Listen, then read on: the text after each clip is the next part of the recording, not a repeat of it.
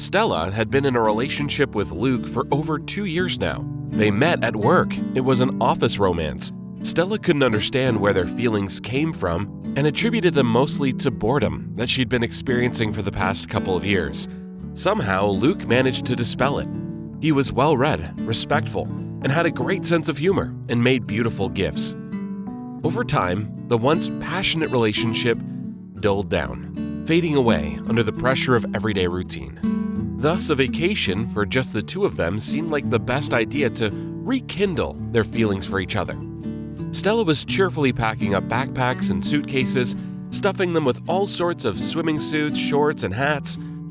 Almost every night, the woman dreamed of green jungles full of wild monkeys and colorful birds, yellow sands of the desert scorched by the sun, and the savannah, overgrown with gray grass and full of lions and giraffes roaming around. It was their craving for adventure that pushed the young couple to buy tickets to Africa. A few weeks later, all the arrangements were made, and Stella couldn't wait for their plane to land on another continent. Seeing how the woman was trying to close the overpacked suitcase, Luke snorted, "Are you going on vacation or moving?" "Well, I need it all," Stella answered with a smile. "It's so nice to have a lot of options. I could put on something new every day and always look great." Luke snorted again, then shrugged and walked out of the room. The woman looked after him sadly and sighed, "I hope this vacation helps." After several transfers in different cities and countries, the young people reached the capital of the Congo, where a bus picked them up along with other tourists and took them to a small village where the camp was located. All the way to the camp, Stella stared out the window. She was fascinated by the savannah that stretched out for many miles around. Unfortunately, Luke didn't share his girlfriend's delight and sat silently, making it obvious that he was unhappy. He didn't like the rest of the passengers. There were two young men who were constantly laughing, an elderly French couple, and their guide, a young and pretty black woman.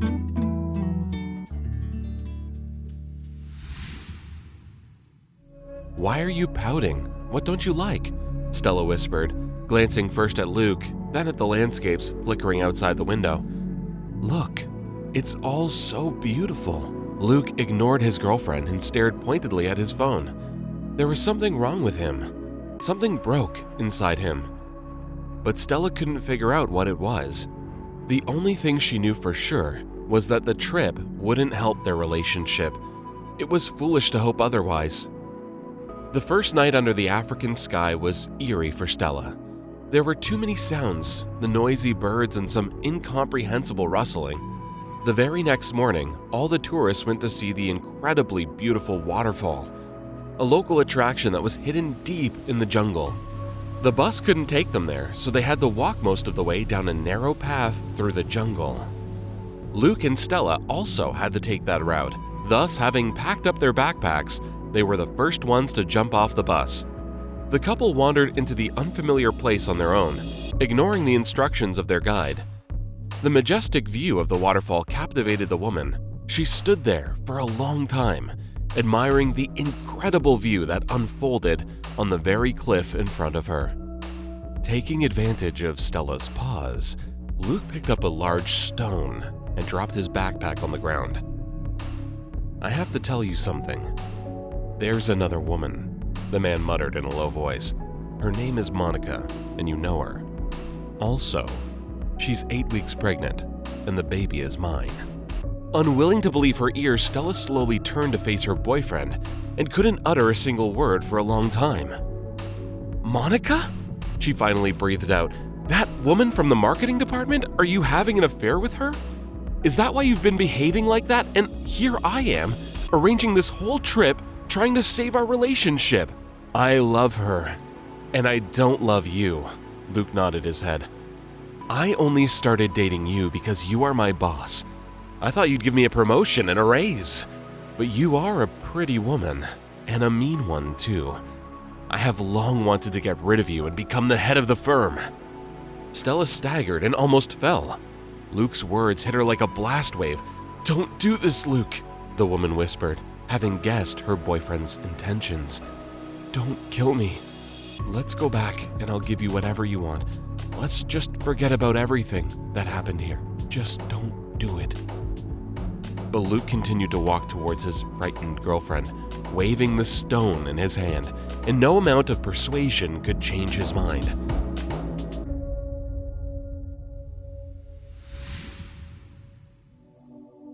Stella got hit on the head and fell off the cliff. She quickly fell down into the green expanse of the lake. In just a moment, the woman found herself in the water. Having nearly choked, she emerged from the cold depths to the surface and looked up, but Luke was no longer there. "Help!"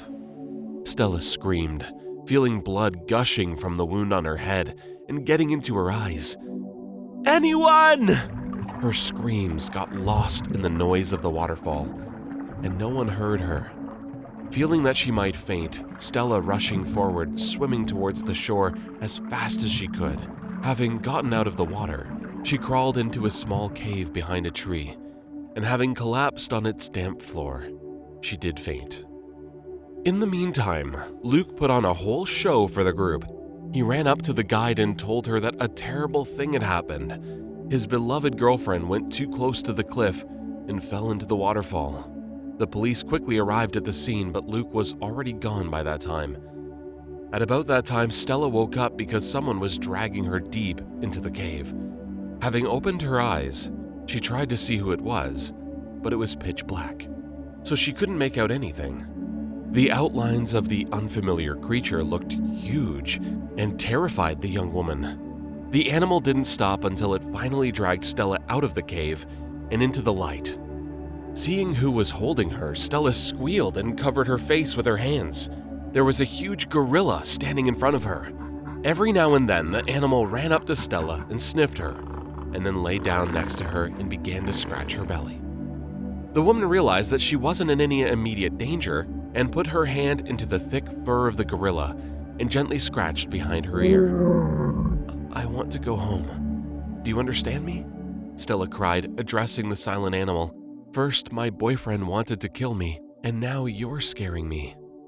Looking at the woman, the gorilla smiled and smacked her black lips. Suddenly, it jumped to its feet, which nearly scared Stella to death, and then it started beating its chest with its fists.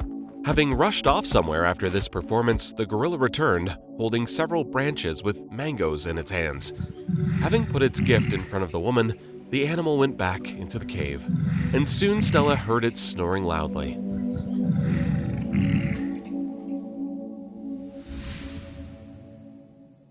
Stella had dinner and joined her savior.